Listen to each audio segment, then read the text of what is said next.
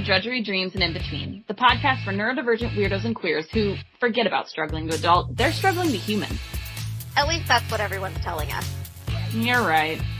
Per usual. But seriously, I'm Angela. People call me Mama Pistachio, bringing sense to the conversation. I help individuals and organizations cultivate skills, spaces, and confidence to advocate for themselves and each other. And I'm Molly, giving a big fork you to cookie cutter solutions. I help busy as fuck neurodivergent entrepreneurs make shit happen by bringing stability to their businesses while helping them do what makes sense to their brain. Enough with the chit chat. Let's get down to business. What's the frickin' point? With our powers combined, we navigate life through the drudgery, dreams, and all that shit in between. Plus, we were already having these conversations anyway, so why not record them, right? Alrighty then. Get ready to call bullshit on what everyone's saying you should be doing as we navigate the spectrum between what your heart wants and the shit keeping you from it. Good morning. Hi, Molly. Hi, Angela. Oh my gosh. So the energy is high this morning. Woo! Yes. Our pregame, as we talk about every week, was getting Molly and Angela riled up a little. Also, we had last week's episode. This is part 2 of last week's episode, FYI.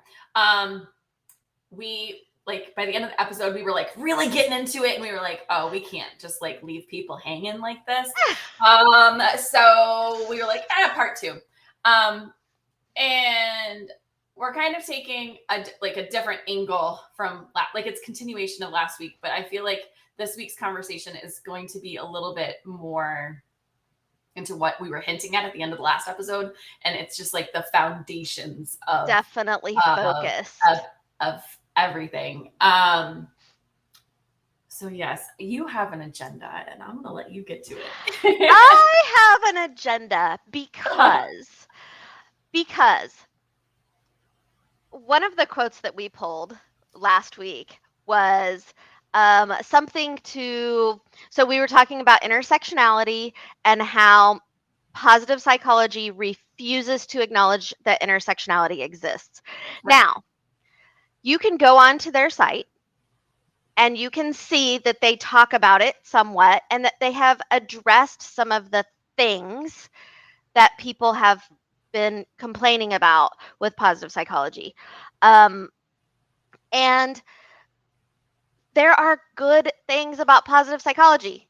There are good things about it. There are a lot of good things about it. However, my issue is that there is not a foundation within positive psychology for intersectionality, and that many people who go and get certified in positive psychology, I'm not saying all of them, so I don't want anybody messaging and saying, but not me. We don't need to go on the not me train. A lot of people who are invested in positive psychology do not have an intersectional perspective. And because of that, positive psychology can be harmful. And here's why. I'm going to pull this little thing up right here. So there is an article, this great article on validation that I really love by Isabel Kirk. And she says, painful feelings that are expressed, acknowledged, and validated by a trusted listener will diminish. Painful feelings that are ignored will gain strength. When we get into positive psychology, as we are getting ready to get into this. When we get into it and we look at the quote-unquote father of positive psychology's original intent, we can see that intersectionality is not a piece of it.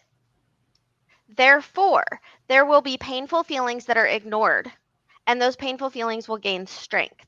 So my call today, I would say ours, I think I can speak for both of us on this.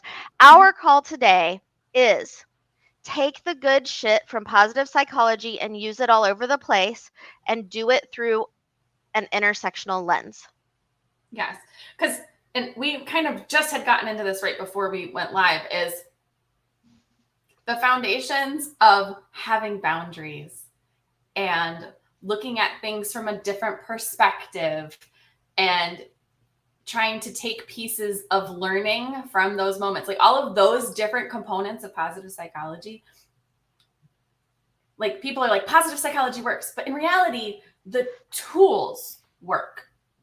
The tools that are taught are working. That doesn't mean that positive psychology in and of itself is working.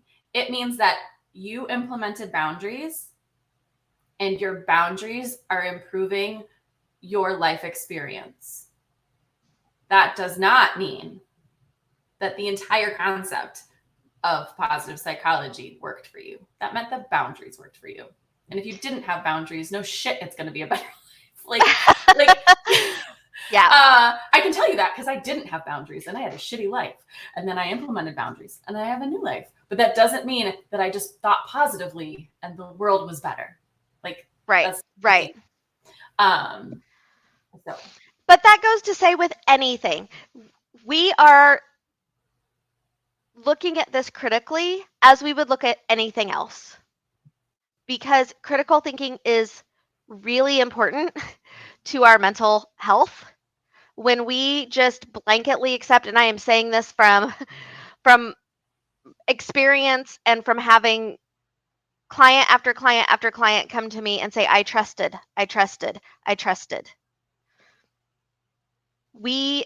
You look at somebody and it's like, oh, you're a gynecologist?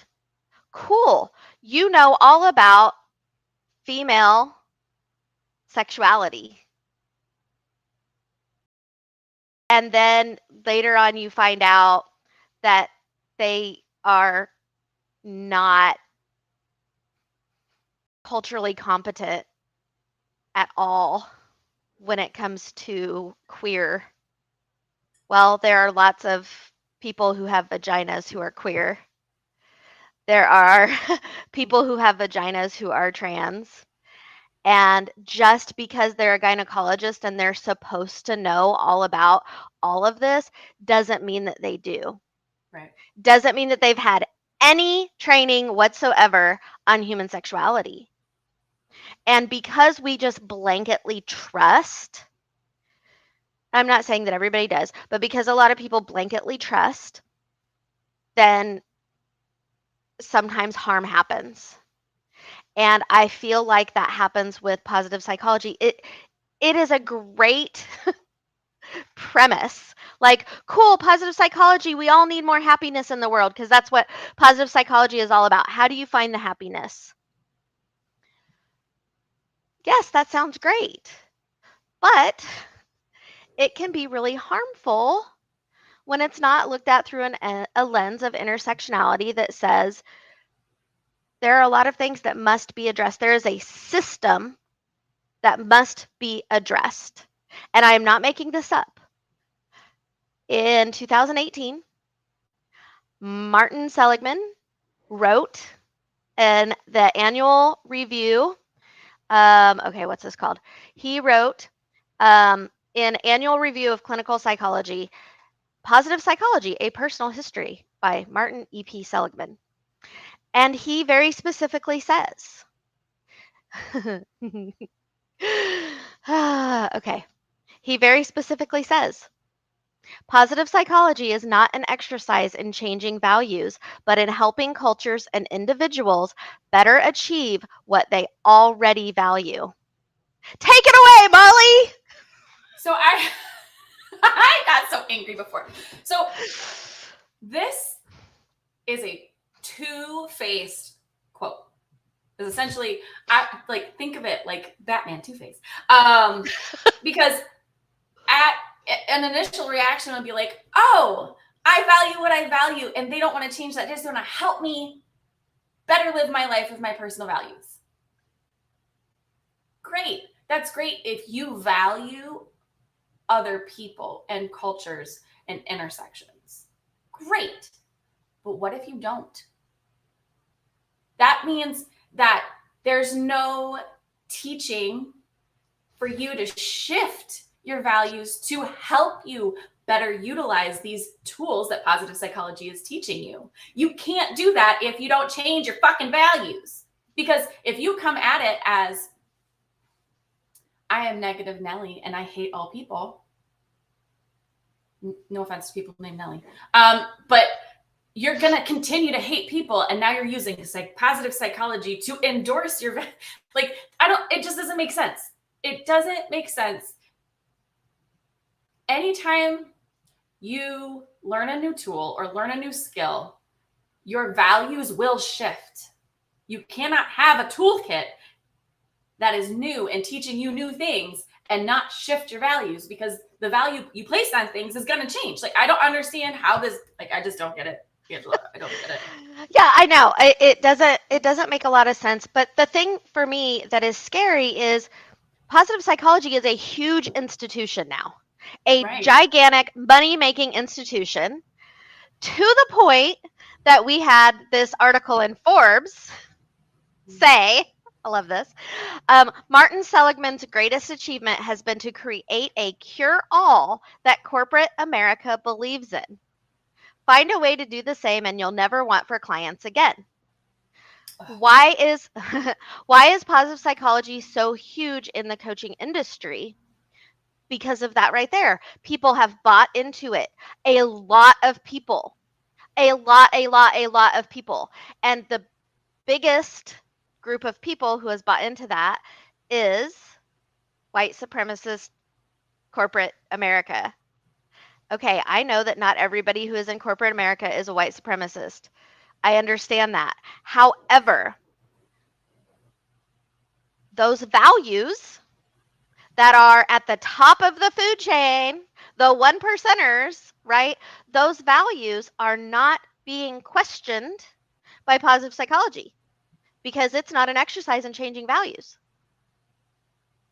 Well, so it doesn't ask you to. It doesn't ask you to say, what is your relationship to other people? It wants you to be grateful. Gratitude is a wonderful, beautiful thing. She means that literally. I really do. I really do. The practice of gratitude and of celebrating, these things are great. They work wonders on engaging the parasympathetic nervous system and helping us complete the stress response cycle. Awesome. Wonderful. But if we do that in a vacuum where we are not understanding our relationship to others and how we are helping or harming others, it can cause a problem. And granted, ignorance is bliss, right? Ignorance is bliss. Before I took a way back when I was 18 or whatever, and before I took courses on really looking at media, I could watch Disney movies and not really think twice about them. It's like, oh, it's a Disney movie. Okay, cool. And I could enjoy it.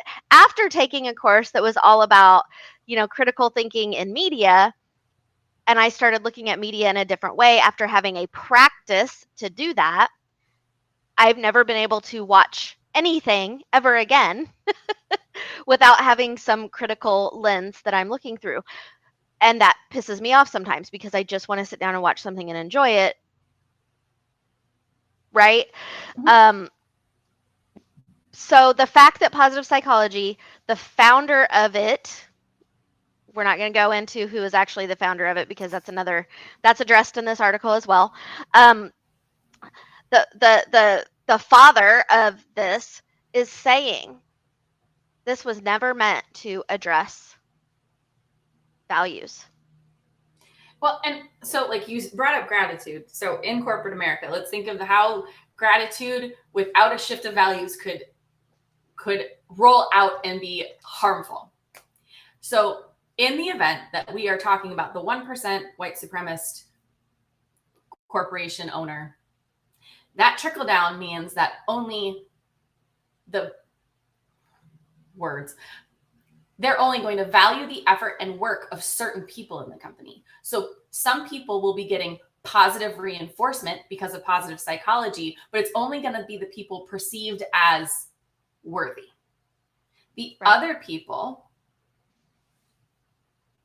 whatever intersection that is not the one that the 1% or corporation owner values, they will not have positive reinforcement. There will be no gratitude towards these people.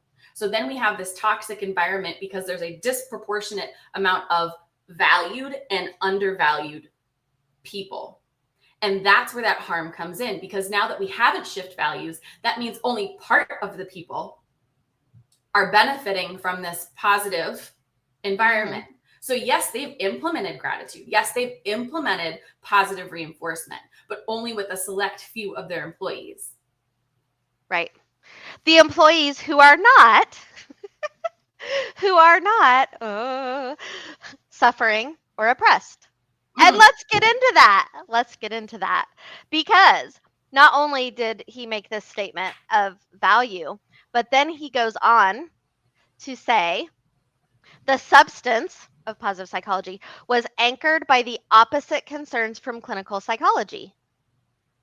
The good life, what it is to be healthy and sane, and what humans choose to pursue when they are not suffering or oppressed. Which this blanket statements that the only people that will benefit from positive psychology are white privileged people. Because it's saying that only the not suffering or oppressed will benefit. And so it's actually saying rich white privileged people. Heterosexual, cisgender,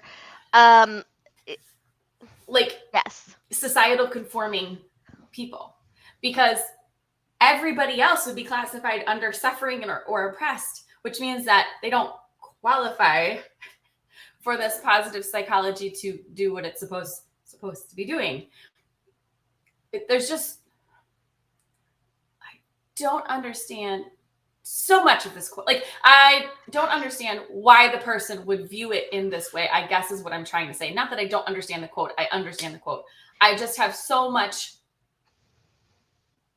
of a problem with so much of this quote, because I mean, healthy and sane is arbitrary to the person making the comment. This goes back to what we were talking about last week about hysteria. Mm-hmm. Okay, so now you don't healthy agree and with me. Sane is subjective, right? That's what. Oh, yes, that's what I'm saying. Like, because you don't agree with me, I'm no longer a sane person. Like, so sane being not having a mental illness, right? So now, if you are sane, if you are anybody who has a mental illness, or maybe a neurodivergent person who thinks differently than the quote unquote socially accepted norm, then positive psychology is not meant for you. So fuck off. Right. Which is also, I mean, that's detrimental in so many ways just because it's shitty. But at the same time, that means that the parts of positive psychology that people could benefit in those, like the boundaries, the gratitude, the whatever else, which is escaping my mind at the moment, those parts can benefit other people. Like, they're useful in and of itself when adapted to that person's environment and situation in life, and whatever intersections they have. And there's just so much wrong with this. Right. We cannot take suffering and oppression out of the picture. No. You cannot take that out of the picture. And health is a very subjective term. Mm-hmm. Healthism is a thing, and it is a social construct. Yeah. The idea of what it means to be healthy is a social construct, which this is built upon. And it just proves the point that when we say, that's great, positive psychology, it works for a lot of things, but it's not working for me because. Yeah. And I need to pick and choose. And I need the coach who I'm working with to use the pieces of positive psychology that are not going to be harmful for me, and to help me understand that, and to help me pick and choose, and to help me be a critical thinker, instead of just blanketly saying what you need is positive psychology, and here we're going to use this toolkit that's here, and we're going to do it in a prescribed fashion, and we're going to do it in this way that is focused on healthy, sane individuals who are not suffering and who are not oppressed. Well, so coaches, if you're listening and you've been like really on the bandwagon with positive psychology and you're now going, how have I been implementing this? And have I been allowing my clients the flexibility to use what works and what doesn't? Or have I been like really hard on making them use all the pieces of what I had believed they needed? It's one of these things of like, you need to be the critical thinker when your client is still learning how to be the critical thinker for themselves. Like, you need to assess, okay, they've come back 3 weeks in a row and they haven't done this thing that I asked them to do. It is your job as the coach to say, why are they avoiding this? Why are they not doing this? And you need to see, do they not understand what I'm asking? Or are they avoiding it because it makes them feel icky and yucky and bad? Because if it's making them feel icky, yucky, and bad, then it is not for them. It doesn't mean that the tool is icky, yucky, and bad. It just means it's an icky, yucky thing for that individual client.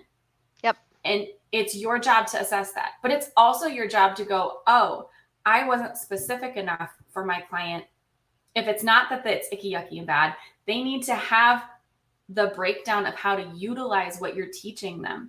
So it is your job to be the critical thinker. And I hate to say this, but if critical thinking is not your strong suit and you are like a regimented, we follow the path, and if we get off the path, then I no longer can function, there is some work that needs to be done on your end to see if what you are doing is actually benefiting the people that you're trying to work with. Because critical thinking is like the number one skill of a coach. Please. Right. Well, and let's go back to what Isabel Kirk said. Painful feelings that are expressed, acknowledged, and validated by a trusted listener will diminish. Right. You are being trusted. If somebody has hired you, it's because they trust you. And eventually, that trust is going to go flying right out the window if they do not feel validated, if they do not feel seen. You can say that all you want, but if your actions and the things that you are doing show that you are not able to look at things holistically, which means through an intersectional lens, and you are not acknowledging the suffering, you are not acknowledging the oppression, you are not acknowledging the many systems that are in place that are harming this individual, then they are not going to be able to move forward with you. So one of the things that I always say is present-centered and future-focused. So present-centered being we're looking at what is happening right now, and future-focused being in order to meet some kind of goal that we have in the future. You cannot do that. You cannot look at the present and what is happening right now if you are already in the future and saying oppression no longer exists. Because in the future it's not going to. You can't do that. You have to look at it and say, this person right now is experiencing or is suffering at work because he is a gay, transgender man who is not seen and affirmed in the workplace and who has been passed over for a promotion because of this, or who feels that he's been passed over for a promotion because of this, or whatever. You have to acknowledge that. You cannot say, okay, that happened and we're going to do this. And if they are suffering and they are in a trauma space and they need to be working with a mental health professional for that, and you are ignoring that and not helping them get that support that they need, and continuing to take their money and continuing to work with them on this thing without acknowledging that, you're doing a disservice to your client and you are harming them. Yes. That's where my issue comes in. That's why I get so heated about this. Because we've been there, right? Yeah. We've been there. We've seen it. We've had people come to us time and time again and say, this mental health, it might be a therapist, right? It could be a therapist, not just coaches, anybody. And it's not just coaches either. Don't do harm. Right. People, don't do harm. And I think one of the things we had talked about a little bit earlier this morning is we are not trying to make anybody who has done any of this stuff feel bad about doing something before they knew it was harmful. Correct. If you are listening to last week and this week's episode and you're like, well, shit, it's okay. You can modify what you've been doing up until this point. You can shift and change to make a positive impact by acknowledging what we're asking you to acknowledge, those intersections, acknowledging where the person that you're working with is. There is nothing, we're not calling you out in the sense of we want you to feel bad. That is not what we want. We want you to feel empowered to change. Like, right. And I don't use empowered very often. We just want you to take this as a lesson and acknowledge that maybe in the past you didn't notice these things. And now you can look back and use critical thinking and be like, oh, I guess I could have done this in this moment. I know in the future, if this happens again, I can now change how I react to that situation. Whether you're a coach, whether it's your life, whether it's anything, if you're at the store and the clerk is grouchy with you, don't assume that they are being bitchy with you. What if somebody had just insulted her before you got there? Like, right. There are so many things that are happening, and your entire life should take some account for everything that is happening. And don't assume that how a person is reacting to you right now is because of you is also a thing. Not saying that you should not hold people accountable, but like there's a reason for everything. And there are things that we don't see that people are affected by. And that is what we're trying to make sure that you understand as you apply the tools. I'm coming at this from somebody who has had to do that. When I first started coaching, I was still masking heavily and expecting other people to do the same. Mm-hmm. Like I was literally working on, okay, how can you fake it till you make it? Because that's what gets you by in this world. How can you fake it till you make it? I was not addressing the underlying things, 6, 7, 8 years ago. I was not doing that. I was, how are you today? I'm great, thank you. I wouldn't have it any other way. Right. Every single time. And that's how my coaching came to be. I was not coaching as much as I was mentoring. I was doing it through my own experience rather than from more of the holistic lens of there are a whole bunch of different experiences and all of that good stuff. So we are not trying to make anybody feel bad. However, if you feel bad, address that. Ask yourself why. Is there something? Usually when we feel bad, it's because we've done something against our own values. So go back, look at your values, look at your mission, look at what you're doing, and ask yourself, am I actually doing what I want to do? And if you are actually doing what you want to do, you're within your integrity, you're within your values, great. Market to those people and make sure that the clients who you're taking on are not the ones who will be harmed. Yes. If you don't have the qualifications to work with somebody, then you don't work with them. You agreed. But this also comes from any business should only ever be taking on clients that are within their ideal client profile. And that's because those are the people that you enjoy working with the most, but also they're the people you're most qualified to help. Right.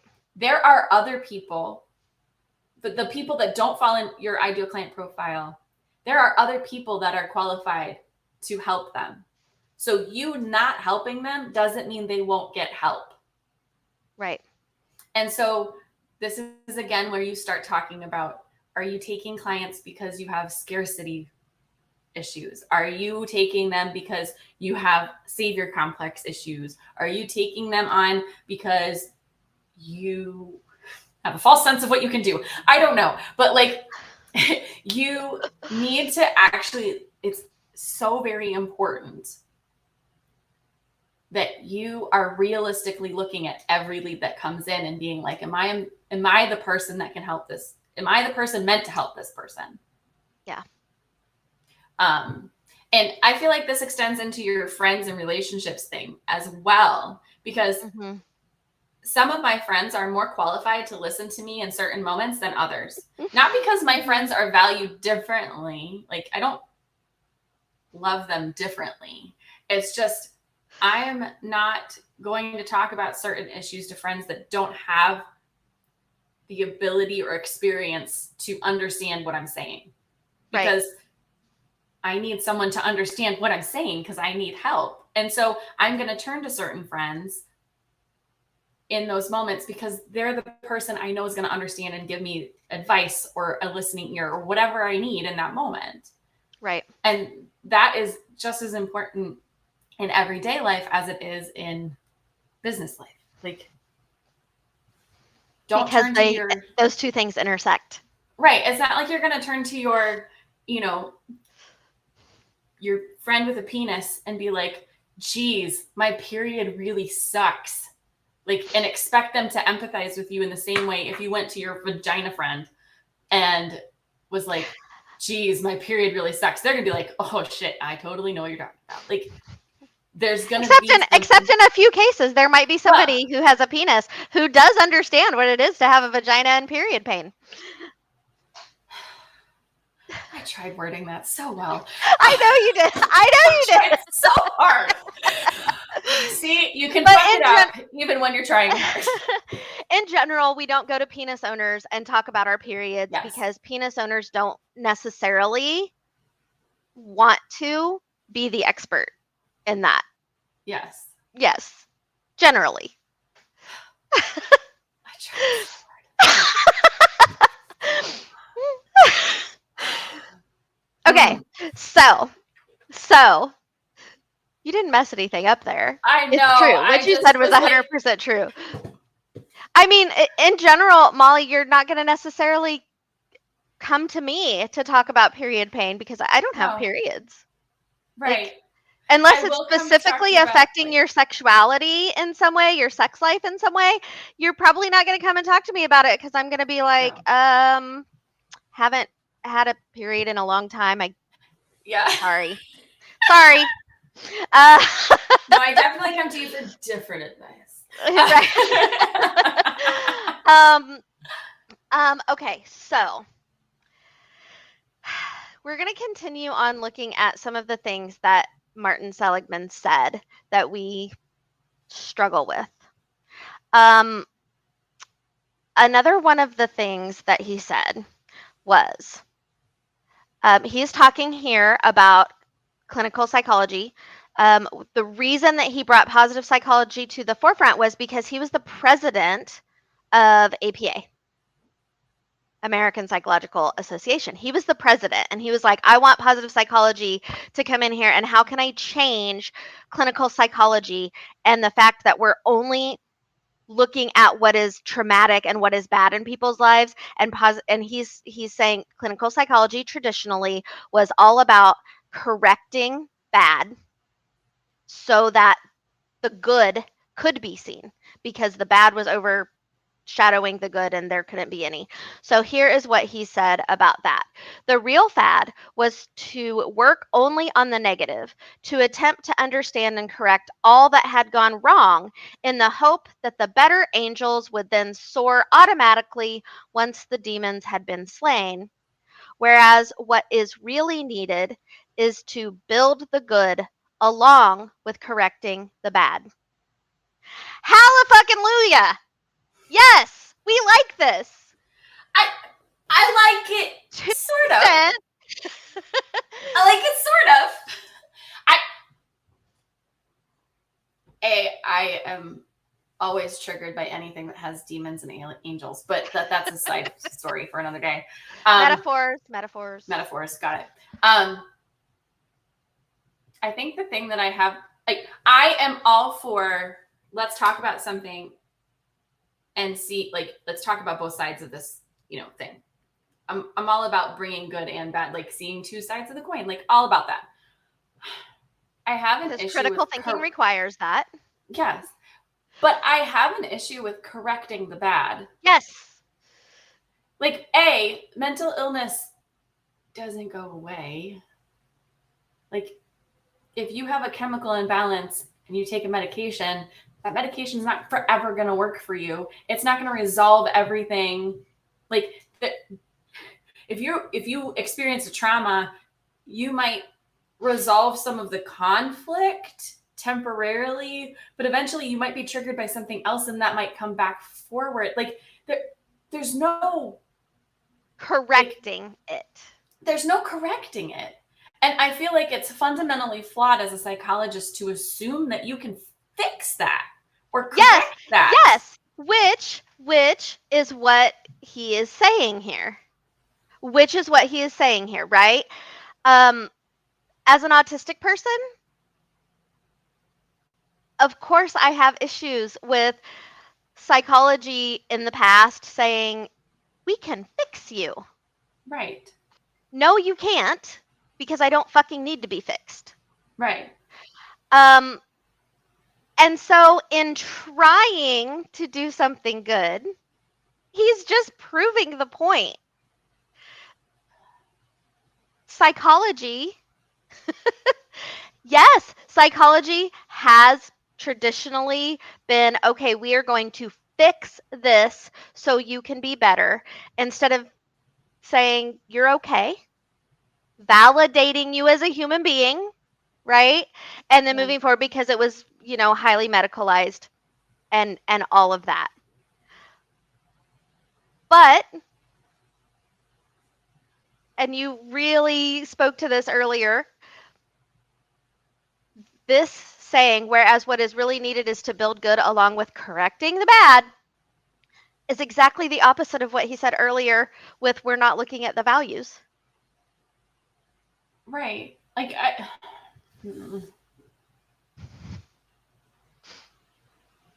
because it's not the individual. This is why I think this makes you so angry. This is saying that there's something inherently wrong with the individual, and that the individual needs to be corrected. And what we are saying is the individual is fine. Yeah. The individual is suffering and oppressed, but not because of something they are doing wrong, not from something that needs to be corrected about them, but from a system that needs to be addressed, from values that need to be addressed, that he has said positive psychology was not built to look at. Yeah, and I think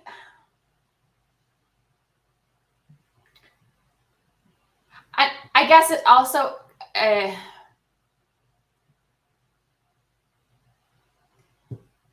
leaves no room for how a patient would most benefit from therapy, because some people's brains are wired where they're only going to understand things from a negative perspective.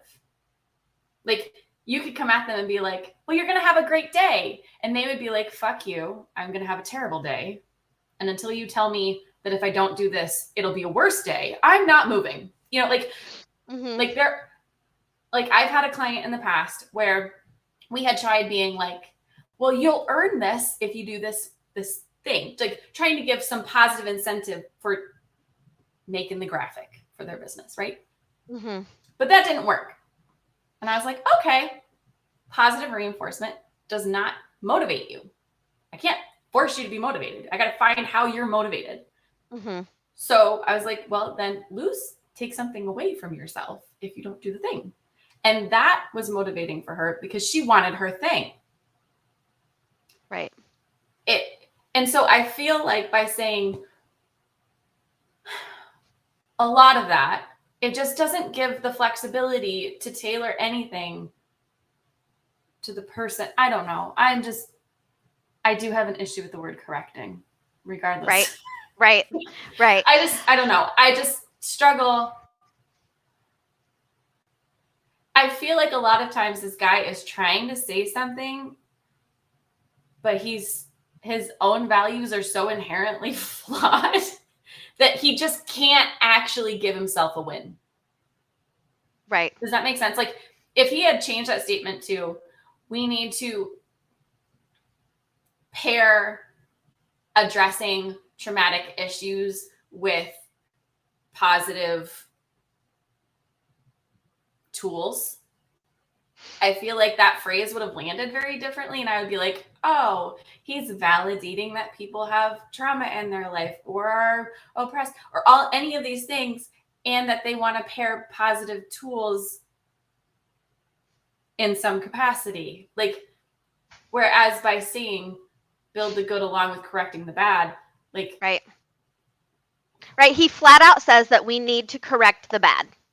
And I just, the bad being the individual, right, not the system. Right. And that is just, I don't know. I just can't. I can't get behind. Like, and I feel like that's also like being neurodivergent, having been through a ton of therapy. Like, you don't always connect with your therapist because they see you as inherently bad or broken. Right. But then you find a therapist who just sees you as somebody struggling, and they want to help you just talk through things and give you new ways to try and cope. And you connect with them because they're validating you. Like, that's a very different experience that not everybody gets to have. And I feel like it bothers me that he was the president of the BPA. Like, just, Yeah. And again, he talks about that in the paper, and that one of his goals and the conversations that he was having was, how can we change psychology? And it's good. It's good. It needed a change. Yeah. It needed a change. But it didn't need a change that perpetuated the idea that people are inherently flawed and that doesn't look at a system. So let's look at the next thing. Oh, this is the one that is really y'all, Molly's getting ready to go off here. Okay. So then he goes on to say, our world, emerging at last from its veil of tears, now stands at a Florentine moment. Until now, our institutions, look, he's looking at the institutions. Cool, right? Exciting. We're excited. Until now, our institutions, political, religious, artistic, medical, and scientific, have seen their mission as reducing misery. They have succeeded in this laudable mission. Imperfectly, perhaps, but well enough that we must now ask, what next? They have succeeded? I can't, Angela. Like, I could take one of these things as like a misspoken thing, like one quote. But then you stack all these fuckers together and you just have. This is in the midst of Donald Trump being elected as president of the United States. They have succeeded in this mission. Okay, now that timing makes me even more angry. Just, oh my fucking God. Just the fact. Well, I said you were going to go off here, and here I am going off. Yeah, you're fine. I'm exhausted by how epically incorrect this is, I guess, is where I'm at. And that's from minimal intersections of oppression. Like, not that I'm not in something that is seen as out of the norm. But if I'm exhausted by this, I can only imagine how people under way more oppressive categories than I'm in, how excruciatingly exhausting shit like this is. All day, every day.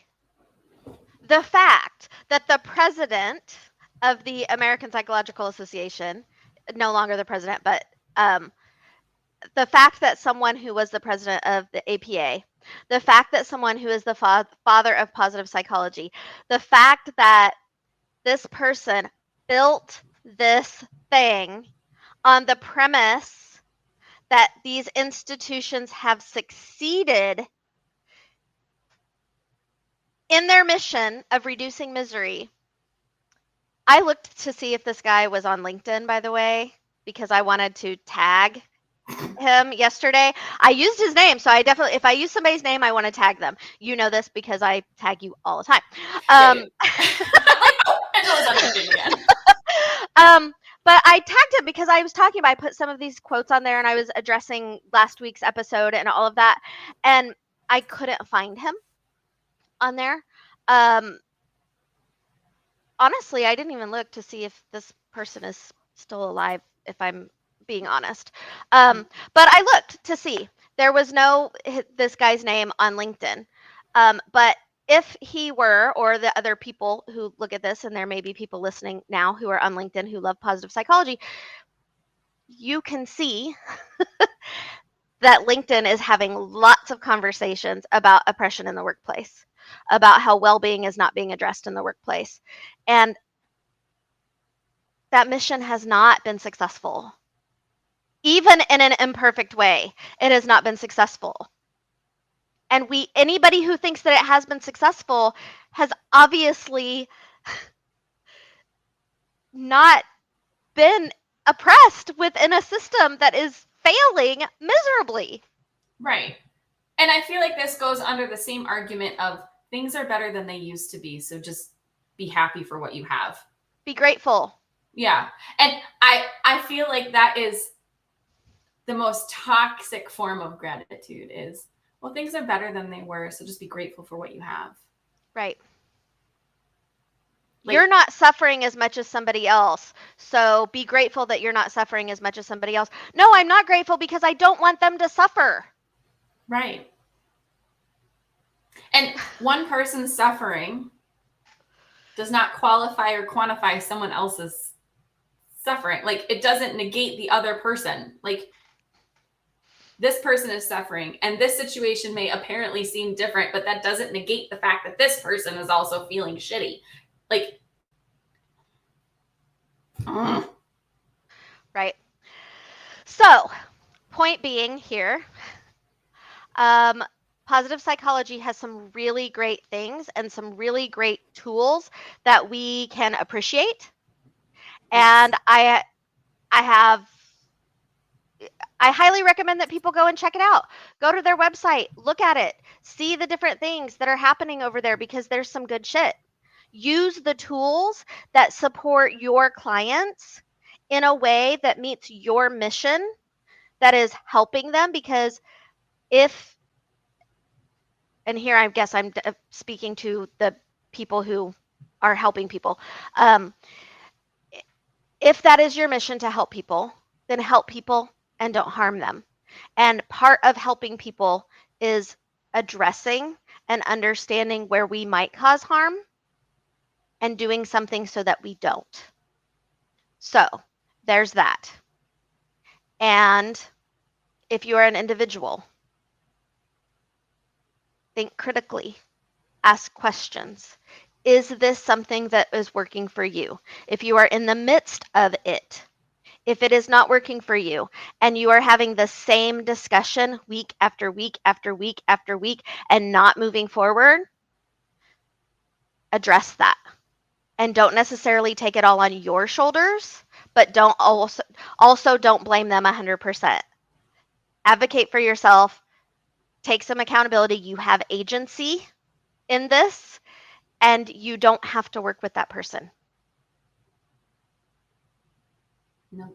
There are other people out there, Or maybe just telling them, like, hey, this isn't working for me. They might be able to change that.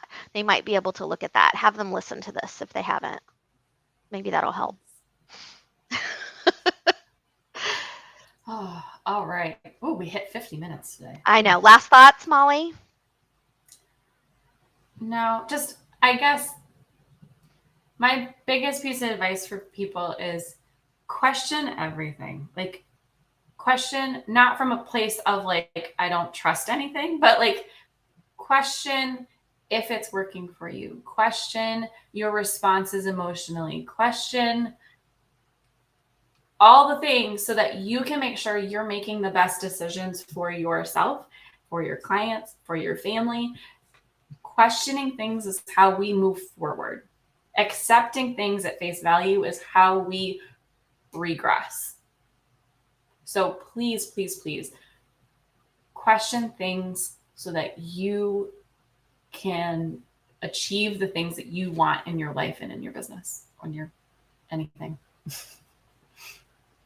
Awesome. Thanks for listening to Drudgery Dreams and In Between, a weekly live podcast coming to you every Tuesday at 9 a.m. Central, 7 a.m. Pacific. Subscribe now wherever podcasts are found, including Apple. If you'd like to support the podcast, be sure to leave a rating and review and share with your friends. To catch all the latest from us, visit us at drudgeryanddreams.com and follow on your favorite social media platforms at Drudgery and Dreams. Thanks again. See you next time.